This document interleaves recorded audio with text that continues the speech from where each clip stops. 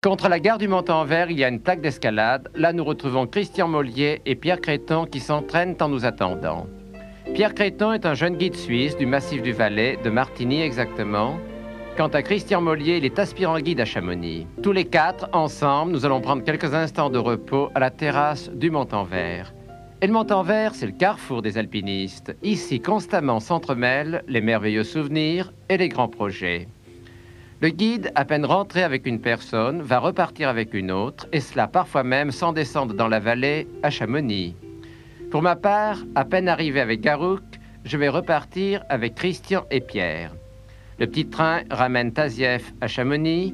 Nous allons monter vers les Drues. Et les Drues, c'est une très belle montagne. C'est un magnifique jet de pierre qui domine la mer de glace, droit en face du Montanvert. Et la voie la plus belle pour atteindre le sommet des Drues, c'est le grand pilier sud-ouest. C'est un grand pilier de granit haut de 800 mètres qui domine un couloir de neige haut de 400 mètres. Nous allons franchir la Rimée, c'est cette cassure dans la pente de neige que l'on appelle Rimée. Puis pendant plusieurs heures, nous élever dans ce couloir qui est sinistre parce qu'il est à la fois très raide et fort encaissé. Nous nous dépêchons le plus possible pour traverser ce couloir qui canalise les pierres et nous sommes tellement absorbés par cette escalade délicate que nous n'avons pas vu que de mauvais nuages venaient du bas de la vallée. Le temps, si beau jusqu'à présent, voudrait-il changer? Dès les premières longueurs de corde, l'escalade est extrêmement difficile.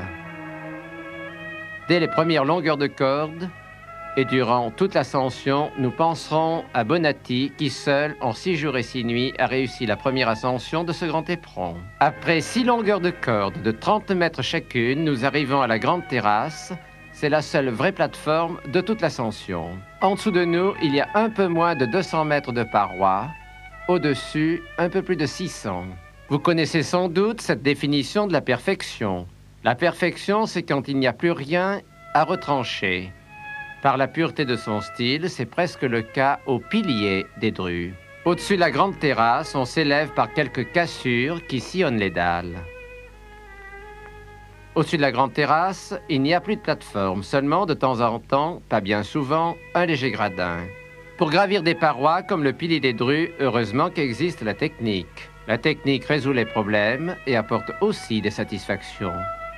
Mais la technique n'est qu'un moyen, elle reste pauvre si on la sépare de l'esprit qui la guide en montagne et ailleurs. Le long de cette paroi idéalement belle, sur ce rocher si vertical, si franc, si solide, nous connaissons la joie de l'escalade. Mais là encore, le grimpeur, s'il ne grimpait que pour grimper, risquerait d'oublier le nom qui a chanté dans son cœur, et même en arrivant au sommet, il n'arriverait nulle part. Mais par bonheur, dans le cœur de chaque homme, il y a toujours une parcelle sensible qui a commandé un apprentissage fervent et passionné, avant qu'il ne devienne efficace et soit une forme de beauté. À la fin de la première journée d'escalade, nous arrivons en haut des grandes dalles. Là, nous allons bivouaquer. Christian puis Pierre me rejoignent. Christian encore à chaque longueur de corde, je le retrouvais, mais Pierre, troisième de la cordée, depuis ce matin, je ne l'avais plus vu. Le temps autour de nous maintenant est bien mauvais et nous avons l'impression d'être pris. Mais lorsque le temps devient mauvais autour de nous, le paysage devient extraordinaire. Elle est belle dans le ciel, la grande bagarre des vents. C'est le mauvais vent, le vent d'ouest, qui ramène ces nuages et qui prend le dessus sur le vent du nord. Le moins mal possible, nous nous installons pour bivouaquer. Nous sommes restés encordés, nous sommes accrochés au rocher par la corde fixée à des pitons, comme un tableau est accroché contre un mur. À côté de moi, Christian et Pierre. En additionnant leur âge, cela fait à peine un peu plus que le mien. Maintenant, la nuit descend sur nous. Assis côte à côte, le dos à la paroi, les rochers de la terre nous font comme un berceau. Dans notre cœur, nous tenons tout le ciel, tandis que la nuit, et par chance le grand froid viennent sur nous. Par chance, le vent du nord reprend le dessus sur le vent d'ouest. Le vent du nord ramène le grand froid, mais aussi, parallèlement à cela, le lendemain matin, ramène le grand beau temps.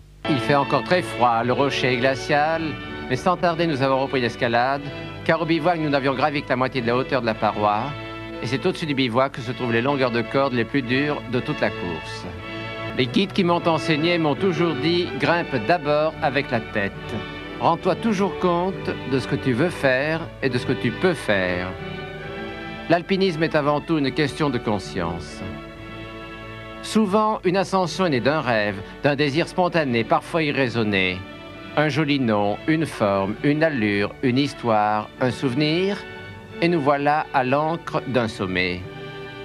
Mais vient le temps où le projet doit devenir un calcul, le rapport précis entre le but et les moyens de l'alpiniste. De ce rapport découle la décision. L'alpiniste doit toujours se rappeler cette formule déplaisante à énoncer dans sa sécheresse, mais capitale car elle conditionne le départ. En cet instant, plus de charme dans ce monde enchanté, plus de poésie dans cet univers poétique. D'un froid calcul dépendent la vie de l'alpiniste et celle de ses compagnons. Et qu'il est beau, ce dialogue intime entre le guide et les forces de la nature. Christian et Pierre ont tout à fait bien grimpé. Pour faire cette course difficile, j'étais heureux qu'ils soient avec moi. Être guide consiste aussi à installer les jeunes guides et les aspirants guides dans le métier. C'est la tradition et nous aimons les traditions. Dans le métier de guide, il faut deux choses, de la technique et de l'amour, mais d'abord de l'amour. Et je pense encore au fond de moi-même, grimper c'est secondaire. Ce qui est important, c'est le guide qui naît dans le grimpeur au cours de l'ascension. Là où il y a une volonté, il y a un chemin. C'était vrai pour Saussure, pour Whymper. C'est vrai pour nous également. Au sommet des Drues, sur ce carré de pierre nue, nous sommes pauvres. La nourriture qui nous reste est sèche et nous n'avons plus rien à boire. Nous sommes pauvres et riches. Riches de choses qui ne s'achètent pas, de choses qui n'ont pas de prix. Le père de Christian, Firmin Mollier, guide de Chamonix, m'a autrefois enseigné mon métier. Aujourd'hui, son fils est avec moi. Pierre Créton est suisse, mais au sommet des Drues, il n'y a pas de frontières.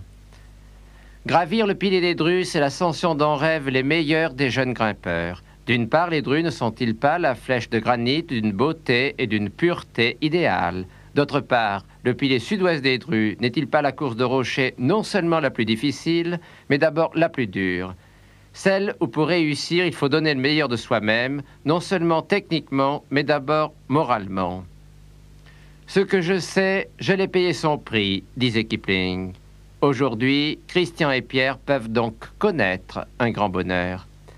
Quant à moi, une fois de plus, j'ai vérifié qu'au fond, un sommet était bien plus beau lorsqu'on le regardait dans les yeux de ses compagnons de cordée. Ainsi, le jeune garçon que vous avez vu grimper au début a réalisé son désir. Il est devenu guide. Il a fait un peu plus de 1000 ascensions. Si souvent il a contemplé le ciel, si souvent il s'est endormi sous la pèlerine d'étoiles. Maintenant, la montagne est son domaine. Et pourtant, chaque fois qu'il en franchit les grilles, invisibles, mais qu'il sent fort bien, il a toujours un léger tressaillement. Quand bien même il aurait gravi tous les sommets, par tous les itinéraires, il ne connaîtrait jamais tout à fait, de ce monde qu'il aime. Il sera toujours en marche. Et là-haut, la montagne lui a donné un secret. Le voici.